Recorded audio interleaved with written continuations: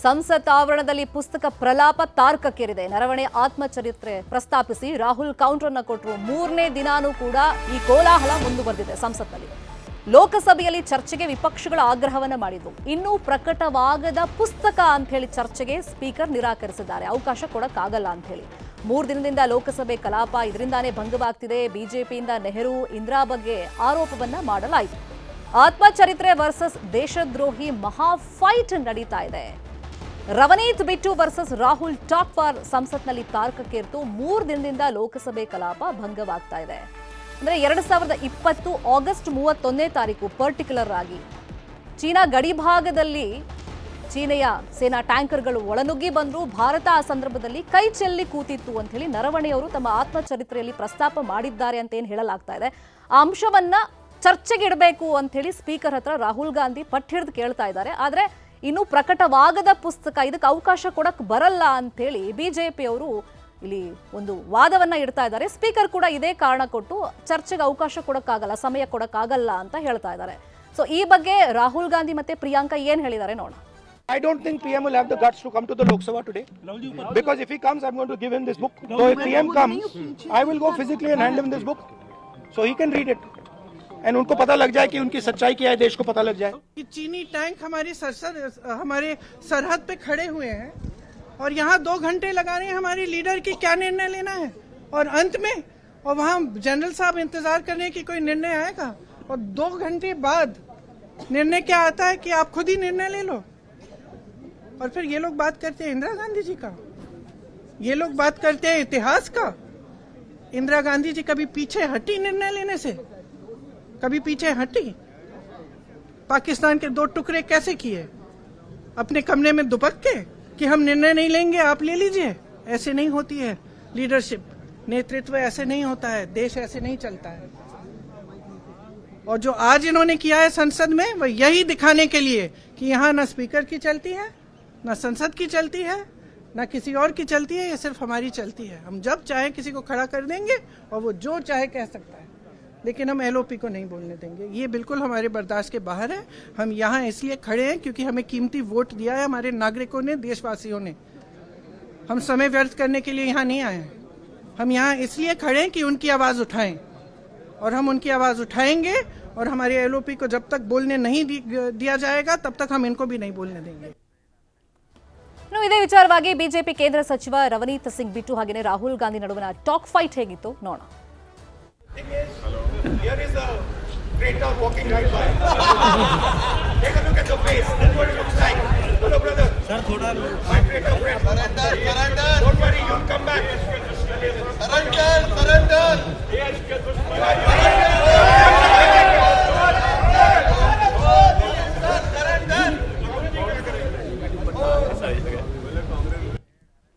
ಪಟೇಲ್, ನೆನ್ನೆನೂ ಈ ವಿಷಯದ ಬಗ್ಗೆ ನಾವು ಮಾತಾಡ್ತಾ ಹೇಳ್ತಾ ಇದ್ವಿ. ಇಲ್ಲಿ ವಿರೋಧ ಪಕ್ಷವಾಗಿ ಬಿಜೆಪಿ ಪ್ರಶ್ನೆ ಕೇಳೋದು ಸರಿ ಇದೆ, ಆದರೆ ಅಲ್ಲಿ ವಿರೋಧ ಪಕ್ಷದವ್ರು ಕೇಳೋದು ತಪ್ಪು ಅಂತ ಅದೇ ಬಿಜೆಪಿಯವರು ಆಡಳಿತ ಪಕ್ಷದವ್ರು ಹೇಳ್ತಾರೆ ಅಂತೇಳಿ. ಅಂದರೆ ದೇಶದ ಭದ್ರತೆ ಅಂತ ವಿಷಯ ಬಂದಾಗ ಇದನ್ನ ಸಾರ್ವಜನಿಕವಾಗಿ ಮಾತಾಡಬೇಕು ಅನ್ನೋ ಆಗ್ರಹದ ಮಧ್ಯದಲ್ಲಿ ಈಗ ವಿರೋಧ ಪಕ್ಷದ ನಾಯಕನ ದನಿಗೆ ಅವಕಾಶ ಇಲ್ಲ ಸಂಸತ್ನಲ್ಲಿ ಅನ್ನೋ ಚರ್ಚೆ.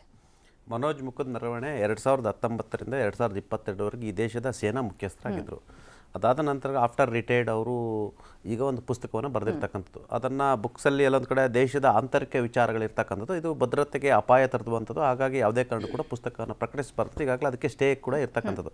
ಆದರೂ ಕೂಡ ಕ್ಯಾರವಾನ್ ಅಂತ ಇಲ್ಲಿ ಒಂದು ನಿಯತಕಾಲಿಕ ಪುಸ್ತಕದ ಇರ್ತಕ್ಕಂಥ ಅಂಶಗಳನ್ನು ಉಲ್ಲೇಖ ಮಾಡಿರ್ತಕ್ಕಂಥ, ಅದರಲ್ಲಿ ಪ್ರಮುಖವಾಗಿ ಗಲ್ವಾನ್ ಗಡಿ ವಿಚಾರ ಸಂಬಂಧಪಟ್ಟಿಗೆ ಟ್ಯಾಂಕರ್ಗಳೆಲ್ಲ ಬರ್ತಾಯಿದ್ವು, ಚೀನಾ ಸೈನಿಕರೆಲ್ಲ ಬರ್ತಾಯಿದ್ರು, ಅಟ್ಯಾಕ್ ಮಾಡ್ಲಿಕ್ಕೆ ಬರ್ತಾಯಿದ್ರು. ಆದರೆ ನಾವು ಇಂಡಿಯನ್ ಆರ್ಮಿ ರೆಡಿ ಇತ್ತು, ಆದರೆ ರಾಜಕೀಯ ಹಿತಾಸಕ್ತಿ ಕಾರಣಕ್ಕಾಗಿ ರಾಜನಾಥ್ ಸಿಂಗ್ ಅವರಿಗೆ ತಿಳಿಸಿದ್ವಿ. ರಾಜನಾಥ್ ಸಿಂಗ್ ಅವರು ತಮ್ಮ ನಿರ್ಧಾರವನ್ನೇ ತಿಳಿಸಲಿಲ್ಲ, ನಾವು ಕೈ ಚೆಲ್ಲಿ ಕುಳಿತೀವಿ. ಹಾಗಾಗಿ ಗಲ್ವಾನ್ ವಿಚಾರದಲ್ಲಿ ಚೀನಾ ಮೇಲ್ಗೈ ಆಯಿತು. ಆ ಮುಖಾಂತರ ಒಂದು ಸ್ಪಷ್ಟವಾದ ನಿರ್ಧಾರವನ್ನು ತೆಗೆದುಕೊಳ್ಳಲಿಕ್ಕೆ ಆಗಲಿಲ್ಲ ಅಂತೇಳಿ ಆ ಪುಸ್ತಕದಲ್ಲಿ ಇದೆ ಅಂತ ಹೇಳಿರ್ತಕ್ಕಂಥ, ಈಗಾಗಲೇ ಅಪ್ರಕಟಿತ ಪುಸ್ತಕ ಅಂತ ಹೇಳಿರ್ತಕ್ಕಂಥದ್ದು ಈಗಾಗಲೇ ದೊಡ್ಡ ಮಟ್ಟದ ಸಂಚಲನ ಆಗಿರ್ತಕ್ಕಂಥದ್ದು. ಈಗಾಗಲೇ ದೇಶಾದ್ಯಂತ ನರವಣೆ ಪುಸ್ತಕ ಮತ್ತು ಎಫ್ಸ್ಟೈನ್ ಬಗ್ಗೆ ಈಗಾಗಲೇ ಚರ್ಚೆ ಆಗ್ತಿರ್ತದೆ. ಜನಜಿ ವಿಚಾರದಲ್ಲಿ ದೊಡ್ಡ ಮಟ್ಟದ ಚರ್ಚೆ ಆಗ್ತಿರ್ತಕ್ಕಂಥದ್ದು.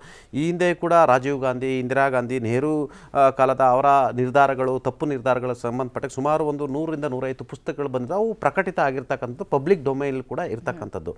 ಮತ್ತೊಂದು ಕಡೆ ನರವಣೆ ಪುಸ್ತಕದ ವಿಚಾರಕ್ಕೆ ಸಂಬಂಧಪಟ್ಟ ಈಗಾಗಲೇ ನೋಟಿಸನ್ನು ಓಂ ಬಿರ್ಲಾ ಅವರಿಗೆ ಕೊಟ್ಟಿರ್ತಕ್ಕಂಥದ್ದು. ಹಾಗಾಗಿ ಅದು ಚರ್ಚೆ ಆಗಬೇಕಂತೇಳಿ ಲೋಕಸಭೆ ವಿಪಕ್ಷ ನಾಯಕರಾಗಿ ಅವರು ಕ್ಲೈಮನ್ನು ಮಾಡ್ಕೊಂಡಿರ್ತಕ್ಕಂಥದ್ದು. ನಿಮಗೆ ಲೋಕಸಭೆಯ ನಡಾವಳಿಗಳ ಪ್ರಕಾರ ನಡಾವಳಿ 349 ಪ್ರಕಾರ ಯಾವುದೇ ಅಪ್ರಕಟಿತ ಮತ್ತು ಲೋಕಸಭೆಗೆ ಸಂಬಂಧಿಸದ ವಿಚಾರಗಳ ಬಗ್ಗೆನ ಯಾರು ಕೂಡ ಚರ್ಚೆಯನ್ನು ಮಾಡಬಾರ್ದು ಅಂತ ಹೇಳಿರ್ತಕ್ಕಂಥದ್ದು. ಈಗಾಗಲೇ ನಿಮಗೆ ಯಾವುದೇ ಅಧಿವೇಶನಗಳಲ್ಲಿ ಕೂಡ ಅವರು ಆ ಅಧಿವೇಶನದ ಅಲ್ಲದ ವ್ಯಕ್ತಿಗಳ ಬಗ್ಗೆ ಚರ್ಚೆಯನ್ನು ಮಾಡೋಂಗಿಲ್ಲ. ಚರ್ಚೆ ಮಾಡಬೇಕಂದ್ರೆ ಅದು ಸ್ಪೀಕರ್ ಅವರಿಗೆ ನೋಟಿಸನ್ನು ಕೊಡಬೇಕು. ಅದು ಸ್ಪೀಕರ್ ಅವರಿಗೆ ಅಲ್ಲಿ ಅವರಿಗೆ ಅವರ ಇದು ಅವರು ಯಾರಿಗೆ ಬೇಕಾದರೂ ಕೊಡುವಂತ ಇರ್ತಕ್ಕಂಥದ್ದು. ಮತ್ತೊಂದು ಕಡೆ ಈಗಾಗಲೇ ಹಲವಾರು ದೇಶದ್ರೋಹಿ ವಿಚಾರ, ದೇಶಮಿತ್ರ ವಿಚಾರ ಇವೆಲ್ಲ ಚರ್ಚೆ ಆಗ್ತಿರ್ತಕ್ಕಂಥ. ದೇಶದ ಒಳಗಿರ್ತಕ್ಕಂಥ ಆಂತರಿಕ ಭದ್ರತೆ, ದೇಶದ ವಿಚಾರವನ್ನು ದೇಶದೊಳಗೆ ಚರ್ಚೆಯನ್ನು ಮಾಡಬೇಕು ಅನ್ನೋದು ಇರ್ತಕ್ಕಂಥದ್ದು. ಯಾವುದೋ ದೇಶಕ್ಕೆ ಹೋಗಿ ನಮ್ಮ ದೇಶದಲ್ಲಿ ಆ ರೀತಿ ಆಗ್ತಿದೆ, ಈ ರೀತಿ ಆಗ್ತಿದೆ ಅನ್ನೋ ಮುಖಾಂತರ ನಮ್ಮ ದೇಶದ ಮಾನ ಮರ್ಯಾದೆಯನ್ನು ಬೀದಿಗೆ ತಳ್ತಿದ್ದಾರೆ ಅಂದರೆ ರಾಹುಲ್ ಗಾಂಧಿ ಮೇಲೆ ಆರೋಪ ಇರ್ತಕ್ಕಂಥ. ಹಾಗಾಗಿ ಡಿ ಕೆ ಶಿವಕುಮಾರ್ ಕೂಡ ಒಂದು ಮಾತನ್ನು ಹೇಳಿದ್ರು, ನಾನು ನಮ್ಮ ದೇಶದ ವಿಚಾರನ ದೇಶದೊಳಗೆ ನಾನು ಚರ್ಚೆಯನ್ನು ಮಾಡ್ತೀನಿ. ನಮ್ಮ ದೇಶದ ಇರ್ತಕ್ಕಂಥ ಸಮಸ್ಯೆಗಳ ಬಗ್ಗೆ, ಆಂತರಿಕ ವಿಚಾರಗಳ ಬಗ್ಗೆ ನಾನು ಬೇರೆ ದೇಶದಲ್ಲಿ ಚರ್ಚೆಯನ್ನು ಮಾಡಲ್ಲ ಅನ್ನೋ ಒಂದು ಮಾತನ್ನು ಹೇಳೋ ಮುಖಾಂತರ ದೇಶದ ಆಂತರಿಕ ವಿಚಾರಗಳು, ಭದ್ರತಾ ವಿಚಾರಗಳು ಸರ್ಕಾರ ಇಲ್ಲೇ ಚರ್ಚೆ ಮಾಡಿ, ಇಲ್ಲಿ ಜನ ಈಗ ವೋಟ್ ಹಾಕರು ಯಾರು ಇಲ್ಲಿ ಇರಲ್ವಾ, ಇದು ಕೂಡ ರಾಹುಲ್ ಗಾಂಧಿ ಮೇಲೆ ಗಂಭೀರ ಆರೋಪ ಇರ್ತಕ್ಕಂಥ. ಬಹುಶಃ 3 ದಿವಸದಿಂದ ಲೋಕಸಭೆ ಅಧಿವೇಶನ ಈಗಾಗಲೇ ವ್ಯರ್ಥ ಆಗಿರ್ತಕ್ಕಂಥದ್ದು. ದೇಶದ ಸಮಸ್ಯೆಗಳ ಬಗ್ಗೆ, ಸಾರ್ವಜನಿಕ ಸಮಸ್ಯೆ ಬಗ್ಗೆ, ನಿರುದ್ಯೋಗ ಸಮಸ್ಯೆಗಳ ಬಗ್ಗೆ, ಕಾರ್ಮಿಕರ ಸಮಸ್ಯೆಗಳ ಬಗ್ಗೆ, ಈ ದೇಶದ ಅನೇಕ ಆಂತರಿಕ ವಿಚಾರಗಳ ಚರ್ಚೆ ಆಗಬೇಕಾಗಿರುವಂಥದ್ದು. ಆದರೆ ಚರ್ಚೆ ಮಾಡಬೇಕಾಗಿರ್ತಕ್ಕಂಥ ವಿಪಕ್ಷ ಕೂಡ ಎಲ್ಲೊಂದು ಕಡೆ ನರವಣೆ ವಿಚಾರ ಇಟ್ಕೊಂಡು ಕಲಾಪವನ್ನು ವ್ಯರ್ಥ ಮಾಡ್ತಿರ್ತಕ್ಕಂಥ, ಮತ್ತು ಪ್ರತಿಪಕ್ಷಗಳು ಆಡಳಿತ ಪಕ್ಷ ಕೂಡ ಎಲ್ಲೊಂದು ಕಡೆ ಜಿದ್ದಿಗೆ ಬಿದ್ದಿರ್ತಕ್ಕಂಥ. ಒಟ್ಟಾರೆ ದೇಶದ ಜನ ಎಲ್ಲವನ್ನು ಕೂಡ ನೋಡ್ತಾ ಇದ್ದಾರೆ. ಮಧು, ಈಗ ಸೋಲ್ಜರ್ ಅಂತಾನೆ ನರವಣೆ ಅವ್ರನ್ನ ಕರೀತಾ ಇದ್ರು. ಅಂದ್ರೆ ಸೈನಿಕರ ರಕ್ಷಣೆ ಭದ್ರತೆ ವಿಷಯ ಬಂದಾಗ ಲೀಡ್ ಮಾಡ್ತಿದ್ರು ಅವರು.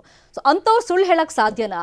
ಅವ್ರು ಹೇಳಿರೋ ಸುಳ್ಳು ಅಂತಾನೂ ಕೂಡ ವಾದಗಳು ಬರ್ತಿರೋದ್ರಿಂದ, ಮತ್ತೆ ಸೈನಿಕರ ವಿರುದ್ಧವಾಗಿ ಯಾವಾಗಲೂ ಕಾಂಗ್ರೆಸ್ ಮಾತಾಡುತ್ತೆ ಅನ್ನೋ ಬಿಜೆಪಿ ಆರೋಪದ ಮಧ್ಯದಲ್ಲಿ ನಾವು ದೇಶದ ಪರ ಈ ಪ್ರಶ್ನೆ ಕೇಳಿದ್ದೀವಿ. ಇದಕ್ಕೆ ಚರ್ಚೆಗೆ ಅವಕಾಶ ಸಿಗಬೇಕಾ ಬೇಡವಾ? ಈಗ ಪ್ರಶ್ನೆ ಕೇಳಿದ್ದು ತಪ್ಪಂತಲ್ಲ, ಯಾಕಂದ್ರೆ ಸತ್ತಾತ್ಮಕವಾಗಿರುವಂತಹ ಹಕ್ಕು ಸಂವಿಧಾನದತ್ತವಾಗಿ ಅವರು LOP ಕೂಡ ಆಗಿರೋದನ್ನ ಕೇಳ್ತಾ ಇದ್ದಾರೆ. ಈಗ ಏನು ಹೇಳ್ತಾ ಇದ್ದಾರೆ ಪ್ರಿಯಾಂಕಾ ವಾದ್ರಾ ಇರ್ಬೋದು, ಇಲ್ಲಿ ಅವಕಾಶ ಕೊಡಲ್ಲ, ಏನು ಚರ್ಚೆಗೆ ಅವಕಾಶ ಇಲ್ಲ, ವ್ಯರ್ಥ ಆಗುತ್ತೆ, ನಮ್ಮನ್ನು ಆಯ್ಕೆ ಮಾಡಿರೋದು ಚರ್ಚೆ ಮಾಡೋಕ್ಕೆ ಹಾಗೆ ಅಂತ ಅಗೇನ್ ಅವರೇ ಗೋಲ್ ಪೋಸ್ಟ್ಗಳನ್ನು ಚೇಂಜ್ ಮಾಡ್ಕೊತಾ ಬರ್ತಾರೆ. ಒಂದ್ಸಲ ಟ್ರೇಡ್ ಡೀಲ್ ಬಗ್ಗೆ ಗಲಾಟೆ ಮಾಡ್ತಾರೆ, ಗಲಾಟೆ ಮಾಡಿ ಕಳೆದ ಅಧಿವೇಶನಗಳಲ್ಲೂ ಕೂಡ ಡೆಡ್ ಎಕಾನಮಿ ಅಂದರು. ಅಲ್ಲಿ ಟ್ರಂಪ್ ಹೇಳ್ತಿದ್ದಂಗೆ ಇವರು ಡೆಡ್ ಎಕಾನಮಿ ಅಂದರು. ನಮ್ಮಲ್ಲಿ ಪ್ರೊಡಕ್ಷನ್ ಇಲ್ಲ ಅಂತ, ಕೊಲಾಪ್ಸ್ ಆಗಿದೆ, GDP ಕೊಲಾಪ್ಸ್ ಆಗ್ತಿದೆ ಅಂತ ಜರ್ಮನಿಯಲ್ಲಿ ಹೇಳ್ತಾರೆ. ಮತ್ತೊಂದು ಕಡೆ ಅಂದರೆ ರಿಪೀಟೆಡ್ ಏನು ಚೇಂಜ್ಗಳನ್ನು ರಿಪೀಟೇಟಿವ್ಲಿ ಚೇಂಜ್ ಮಾಡ್ತಾ ಇರುವಂಥದ್ದು ಗೋಲ್ ಪೋಸ್ಟ್ಗಳನ್ನು. ಅದೇ ಅವರಲ್ಲೇ ಒಂದು ಕ್ಲಾರಿಟಿ ಇಲ್ಲ ಅಂತ ಇವಾಗ ನರವಣೆ ತೊಗೊಂಡಿದ್ದಾರೆ. ನರವಣೆನ ಒಂದು ಹಿಟ್ ಅಂಡ್ ರನ್ ರೀತಿ ಮಾಡ್ತಾರೆ, ಮತ್ತೆ ಯಾವುದೋ 2 ದಿವಸಕ್ಕೆ ಇನ್ನೇನೋ ಚೇಂಜ್ ಮಾಡ್ತಾರೆ, ಹಿಂಗೆ ನಡೀತಾ ಇದೆ. ಮತ್ತು ಅದೆಲ್ಲದಕ್ಕೂ ಕೂಡ ಕಾಲವೇ ಉತ್ತರ ಕೊಡ್ತಾ ಇದೆ ಅನ್ನೋ ರೀತಿ. ಈಗ ಟ್ರೇಡ್ ಡೀಲ್ ಬಗ್ಗೆ ಒಂದು ಕಾಂಕ್ರೀಟ್ ಆಗಿದ್ದಾಯಿತು, EU ಡೀಲ್ ಏನಾಯಿತು ಅಂತ ಗೊತ್ತಾಯಿತು. ಕಳೆದ ಸಲ ಗಲ್ವಾನ್ ವಿಚಾರದಲ್ಲೂ ಕೂಡ ಏನೆಲ್ಲ ಆಗಿತ್ತು ಅಪವಾದ ಆರೋಪ ಹೊರತಾಗಿ ಅಮೆರಿಕದ ಏನು ಅಮೆರಿಕದಂತಹ ಡಿಫೆನ್ಸ್ ಏನು ವೈರ್ಗಳು ಕೊಟ್ಟಂತಹ ಒಂದು ಇನ್ಫಾರ್ಮೇಶನ್ ಪ್ರಕಾರವೇ ಯಾವ ರೀತಿ ಹಿಮ್ಮೆಟ್ಟಿಸಿತ್ತು ನಮ್ಮ ಸೈನ್ಯ ಅನ್ನುವಂಥದ್ದನ್ನು ತೋರಿಸಿದೆ. ಮತ್ತು ಅದಾದಮೇಲೆ ಯಾವ ರೀತಿ ರಾಜತಾಂತ್ರಿಕ ಪ್ರೆಷರನ್ನು ಇಂಡಿಯಾ ಕೂಡ ಬಿಲ್ಡ್ ಮಾಡ್ತು ಚೀನಾ ವಿರುದ್ಧ, ಅವರ ಆ್ಯಪ್ಗಳಿರ್ಬೋದು ಅಥವಾ ಅವ್ರ ಜೊತೆ ಬಿಸ್ನೆಸ್ ಕಟ್ ಮಾಡಿರೋರ್ಬೋದು, ಅವ್ರ ಜೊತೆ ಟ್ರೇಡ್ ವ್ಯವಹಾರಗಳಲ್ಲಿರ್ಬೋದು, ಎಲ್ಲ ವಿಚಾರಗಳಲ್ಲಿ ಯಾವ ರೀತಿ ತನ್ನದೇ ಆದ ರೀತಿಯಲ್ಲಿ, ಯಾಕಂದರೆ ಅಂಥದ್ದೊಂದು ಇಮ್ಯುನಿಟಿ ಇದೆಯಾ ಏಕಾಏಕಿ ಯುದ್ಧ ಮಾಡುವಂಥದ್ದು ಅನ್ನುವಂಥದ್ದು ಕೂಡ ಪ್ರಶ್ನೆ ಆಗುತ್ತೆ. ಈಗ ಗ್ಲೋಬಲ್ ಡಿಸಾರ್ಡರ್ನ ನೋಡಿದಂಥ ಸಂದರ್ಭದಲ್ಲಿ ಆರ್ಡರ್ ಯಾವ ರೀತಿ ಕೊಲಾಪ್ಸ್ ಆಗಿದೆ ಅಂತ ಜಾಗತಿಕವಾಗಿ ಅನ್ಸರ್ಟನಿಟಿ.